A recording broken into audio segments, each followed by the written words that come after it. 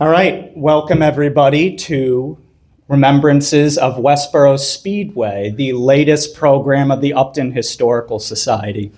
Now, before we continue into the full programming, we do want to thank some of our business sponsors here, Unibank as well as Rushford and Sons, just a little ways off in the distance, always supporting, always donating to the society to help put all of these events on for all of us. As well, for all of our benefit, there are refreshments that are available as well for small cost, courtesy of the Happy Pastry Shop over yonder. And for the program itself, the way I like to think about it is like this. Everywhere you go, at any age that you are, when you reach a new place, a question comes to mind. Where are we right now? What is this place? And when you ask, what is this place when you arrive somewhere, you're never talking about just what is the name on a map? What is the geographic location? What you are really wondering when you ask what a place is, what are the favorite restaurants? What are the favorite stories? Who are the people here? What do they love? What is meaningful to them? And so when we speak about place, we're not just talking about geography, we're not just talking about facts, we're speaking about people, human stories, and how a place comes alive. And so it's a local community. That's all of you who are gathered here today. That's myself as well. It's the people of a place that help keep a place alive. What is the memory of a place? What makes a place important? And why should future generations remember that place? What are future generations going to remember about the place? So place is connected to local community. But this is even more important for a place that doesn't exist in the way that it used to any longer. Westboro Speedway had a good run of many decades, impacting many people, creating many beautiful memories. But Westboro Speedway is not a place that I can visit physically any longer. But clearly, place is not just where I'm going to go.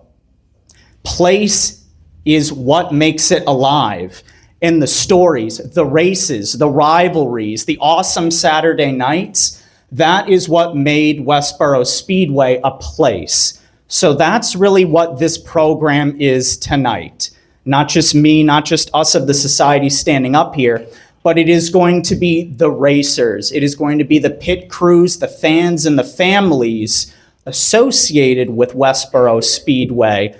They are the people that brought that place to life, and based on the full house that we have tonight, clearly the memory of that place endures, and clearly it is something that future generations should remember. So this program is the answer for us and future generations of why to remember it. What was Westboro Speedway? What were its stories? That's what we're going to explore.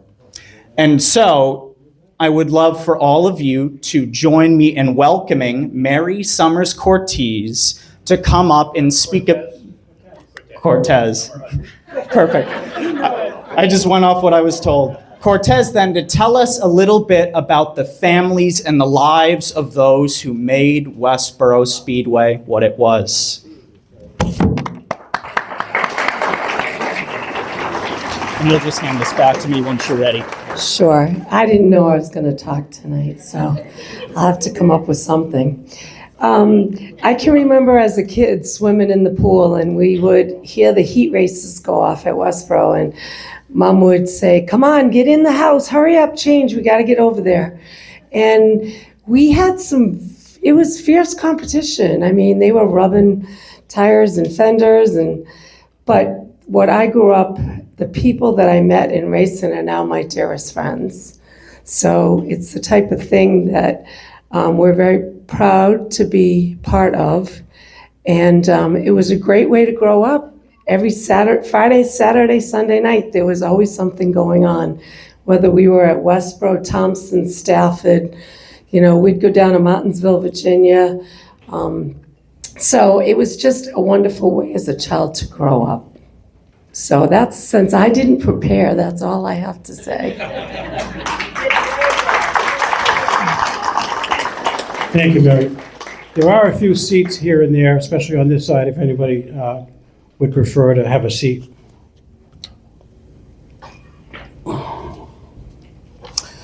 So, I'm Scott Garland. I'm president of the Historical Society. And I want to thank Barry Lynn for really putting this whole thing together along with Gabe. They did a great job. Thank you. And for all those that helped set up.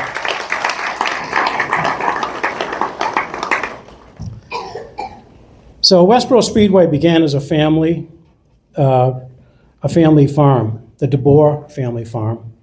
It was purchased in 1945 by the Allied Sports Association, who constructed a quarter-mile track with stands and concession areas. Completed in 1947 at a reported cost of $100,000, the first race was held that year.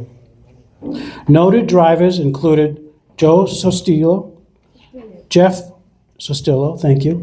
Bodine, Ron Bouchard, and Tucker Summers, as well as many, many more. During 1982, 2 NASCAR North races were held there. The final race was held on September 14th, 1985. Many concerts were held there as well, right in the infield, over many years, including Aerosmith in 1974 and Greg Allman in 1983. I wish I went to that one. Yeah. The demolition derbies and the powder puff races were everybody's favorites. You know, they really were. And they were very excited. And the participants were just so into it. Growing up in Upton during these years was a lot of fun. And there was endless things you could do to keep busy in a little town. We had Purgatory Chasm, Pop's Popcorn, the Milford Drive-In Theater, the State Line Theater, downtown Milford, water skiing and swimming at Pratt Pond, hanging out at the pits when you were a little older. These are just a few places that we like to go, but none compared to the excitement of going to race night at Westboro Speedway. Hell, it was just right down the street. It was a good street to go down, Westboro Road, right? Sorry about that. We all know someone associated with racing, and it was cool to go there and see your friends and see your neighbors. A lot of them are working in the concession stand. My first post on the society, I got a response from Stephen Rice. He lives down the Cape. He's like, I sold hot dogs there for years and years. It was pretty cool. So my memory of Maggie Summers growing up was one of confusion. And I mean that in a most respectful way. You see, my family spent most summers at Cape Cod, and we would regularly go to Hyannis to see the hippies and try to catch a glimpse of the Kennedys, who would regularly visit downtown or attend church there. My confusion was all the excitement over seeing Rose Kennedy, the famous matriarch, whose broad, elegant hats were a calling card.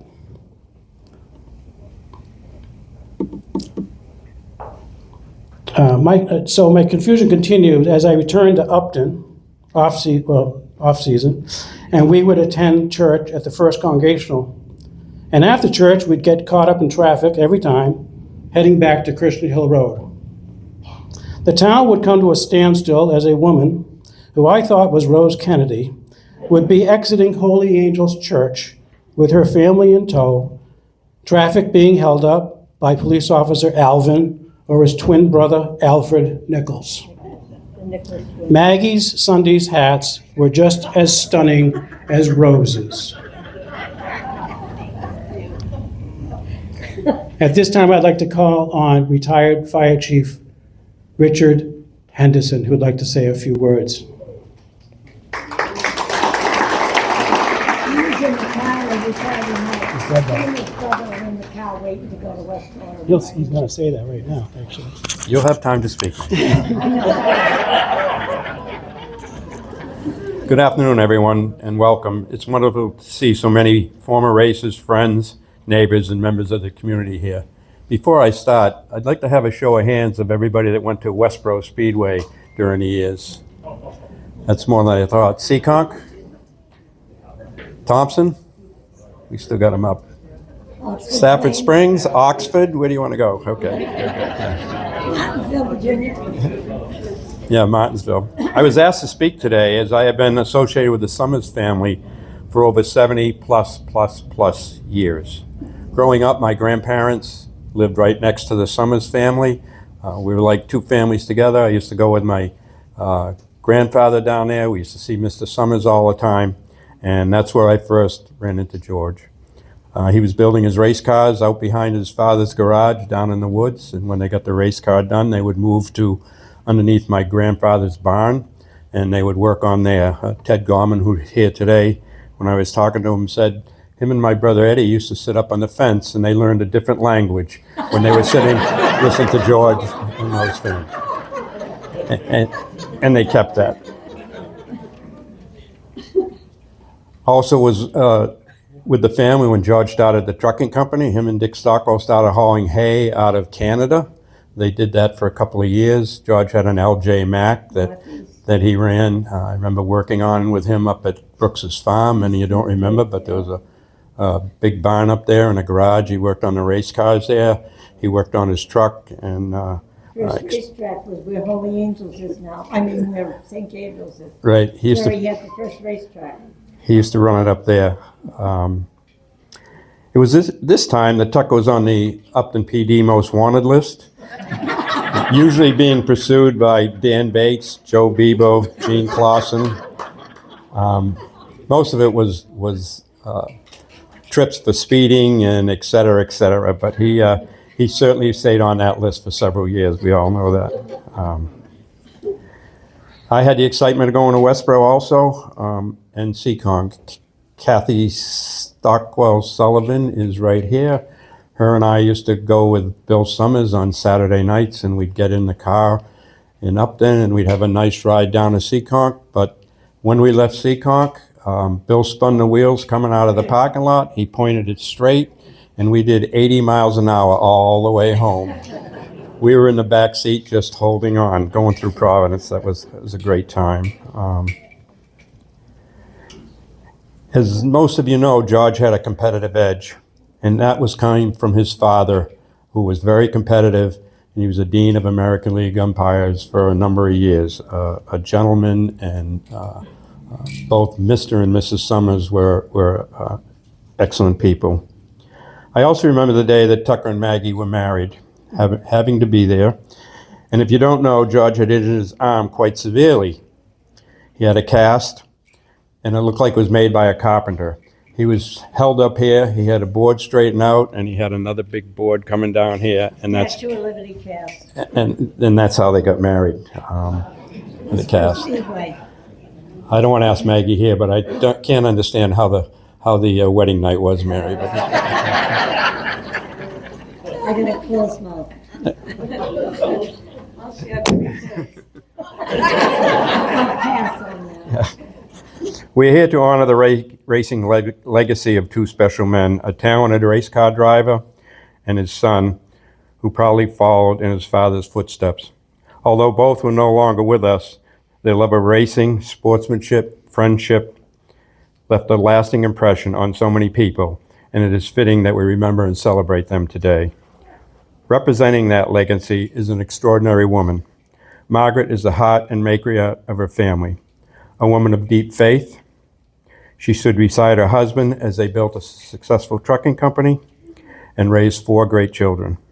Through life's joys and greatest challenges, including loss of both her husband and her son, she remained a source of strength, grace, and unwavering faith. Scott mentioned that he always thought that she was Rose Kennedy. I looked at her more like Mother Teresa on steroids.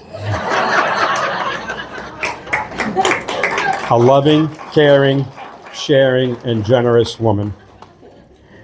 Today we are honored to have her with us as we celebrate not only accomplishments of her husband and son on the racetrack, but also friendships and memories they have shared all through their lives. Their legacies live on because of the lives they touched and